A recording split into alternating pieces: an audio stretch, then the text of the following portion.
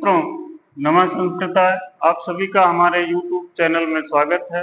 इसके पूर्व के वीडियो में हमने आपसे तत्पुरुष समास के बारे में चर्चा किया था, उनके प्रकारों के बारे में आपको बताया था और उन प्रकारों में से पहला जो प्रकार था द्वितीया तत्पुरुष समास, उसके बारे में मैं आपको उदाहरणों के द्वारा चर्चा कर चुका हूँ, उदाहरणों के द्वारा आपको समझा चुका हूँ।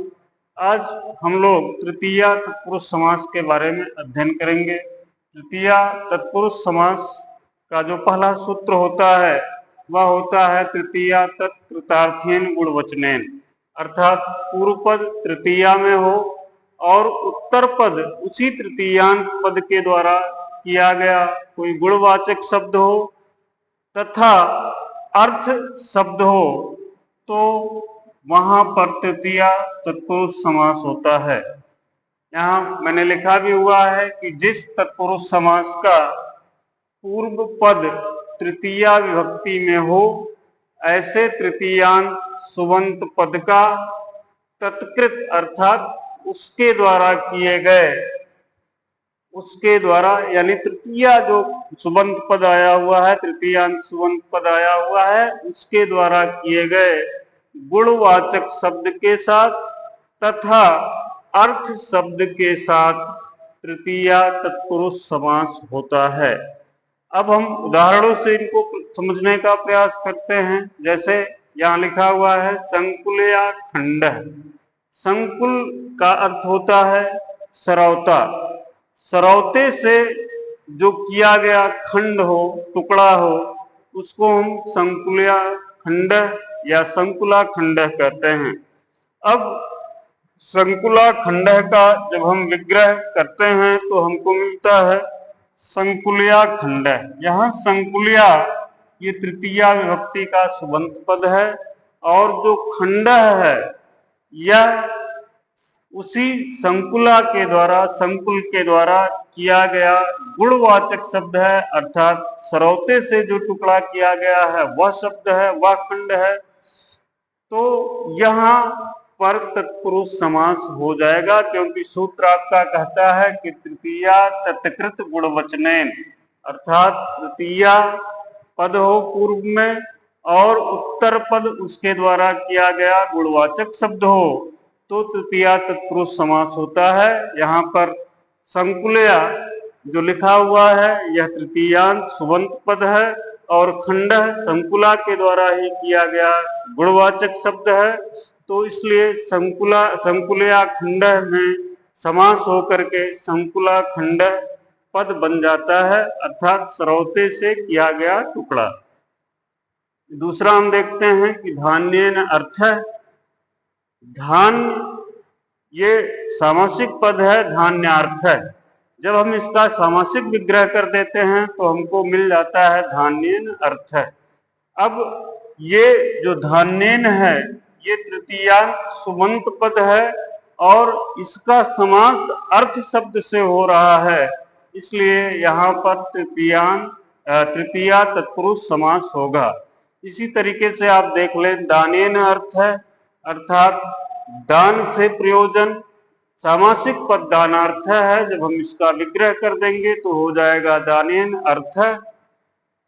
दानेन जो पद बना हुआ है यह तृतीयांत सुबंत पद है और अर्थ शब्द के साथ इसका समास होकर के दानार्थ पद बन जाता है।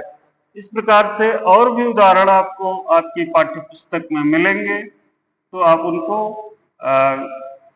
समझने का, आप उनको करने का प्रयास करेंगे तो ये आपको धीरे धीरे समझ में आएगा। एक बार सार रूप में आप फिर सुन लें कि यदि पूर्व पद तृतीयांत सुबंत हो और उत्तर पद उसी तृतीयांत सुबंत के द्वारा किया गया कोई गुणवाचक शब्द हो तथा अर्थ शब्द के साथ तृतीया तत्पुरुष समास होता है। तृतीया तत्पुरुष समास करने वाला जो दूसरा सूत्र है वह है पूर्व सदृश समोनार्थ कलह निपुण मिश्र लक्षणी, अर्थात तृतीयांत जो पद है उस पद के साथ, तृतीयांत जो सुबंत पद है उस पद के साथ यदि पूर्व शब्द उत्तर में आता है। सदृश शब्द अर्थात समान, सम शब्द अर्थात बराबर, ऊन अर्थात कम, कलह झगड़ा, निपुण, मिश्र मतलब मिला हुआ, लक्षण मतलब सहज। अर्थात यदि पूर्व पद तृतीयांत सुबंत पद हो और उत्तर पद पूर्व सदृश आदि शब्द हो तो इन दोनों शब्दों में, इन दोनों पदों में तृतीया तत्पुरुष समास होता है। फिर से सुने कि यदि पूर्व पद तृतीयांत सुबंत पद हो और उत्तर पद पूर्व सदृश आदि शब्द हो तो उन दोनों में तृतीया तत्पुरुष समास होता है। आइए हम उदाहरण देख लें। यहाँ लिखा भी हुआ है कि तृतीयांत सुबंत पदों का पूर्व सदृश, सम, ऊन, कलह, निपुण, मिश्र और सुलक्षण शब्दों के साथ तृतीया तत्पुरुष समास होता है। उदाहरण मैंने लिख दिया कि मासेन पूर्वः। अब यहाँ जो मासेन है यह मासेन तृतीयांत सुबंत पद है और उत्तर पद में पूर्व आया हुआ है, तो सूत्र आपका कह रहा है कि यदि पूर्व पद तृतीयांत सुबंत हो और उसके बाद पूर्व शब्द आ जाए तो तृतीया तत्पुरुष समास होगा और जो सामासिक पद बनेगा वह मास पूर्व अर्थात महीने से पहले, महीने भर से पहले। दूसरा उदाहरण आप देख लें, पित्रा सदृशः। अब यहाँ जो पित्रा शब्द आया हुआ है यह पूर्व पद है और यह तृतीयांत सुबंत है। इसका सदृश शब्द के साथ योग हो रहा है, तो यहाँ पर तृतीया तत्पुरुष समास होकर के सामासिक पद पितृ सदृशः बन जा रहा है, जिसका अर्थ है पिता के समान। इसी तरीके से अगला उदाहरण देखें, भात्रा समः। अब भ्रात्रा भी तृतीयांत सुबंत पद है और इसके बाद सम का योग हो रहा है, तो भातृ समः पद बन जा रहा है और यहाँ भी तृतीया तत्पुरुष समास हो करके भातृ समः प्रयोग बन जा रहा है। मासेण ऊनम, इसी तरीके से वाचा कलह, ये सब तृतीयांत पूर्व पद हैं, तृतीयांत सुबंत पूर्व पद हैं और इनका जो आपके सूत्र में लिखा हुआ देखिए, सम शब्द के साथ, ऊन शब्द के साथ, कलह शब्द के साथ, सलक्षण शब्द के साथ समास हो रहा है, तो यह समास तृतीया तत्पुरुष समास हो करके यहाँ देखिए सामासिक पद भातृ समः, मासोड़म, वाक्कलह, आचारस, सुलक्षण आदि सामासिक पद बन जाते हैं। अब आपको ध्यान क्या देना है कि पूर्व पद क्या हो, तृतीयांत सुबंत पद हो और उत्तर पद में क्या हो, पूर्व हो, सदृश हो, सम हो, ऊन हो, कलह हो, निपुण हो, मिश्र हो, लक्षण हो, यदि ये पद आते हैं उत्तर पद में तो वहां पर तृतीया तत्पुरुष समास होगा। ये आप अच्छी तरीके से अपने दिमाग में बैठा ले। मित्रों, तृतीया तत्पुरुष समास का जो तीसरा सूत्र होता है वह होता है कृत करणे कृता बहुलम, अर्थात कर्ता और करण कारक में तृतीयांत पद का कृदंत के साथ तृतीया समास होता है। अब उदाहरण हम देखते हैं, जैसे हरिड़ा त्रातः। यहाँ पर जो हरिड़ा है ये हरि करता है लेकिन तृतीयांत है, हरि करता है लेकिन तृतीयांत है और इसका कृदंत पद त्रातः के साथ समास हो करके हरिड़ा त्रातः सामासिक पद बनता है, जो कि तृतीया तत्पुरुष समास के अंतर्गत आता है।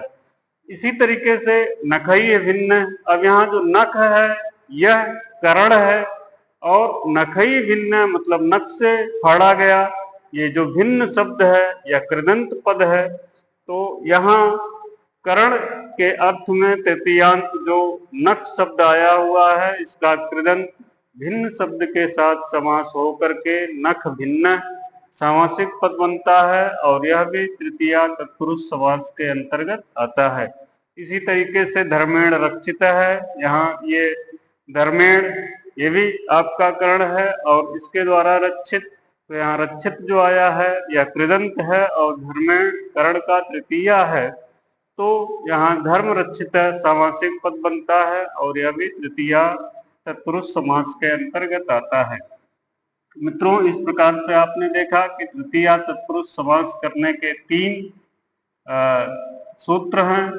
पहला तो मैंने आपको बताया था कि तृतीया तृतीयार्थेन गुण वचनेन, दूसरा पूर्व सदृश कलह निपुण में ये सब बताया, तीसरा जो आपका था वो था कर्तृ करणे कृता बहुलम।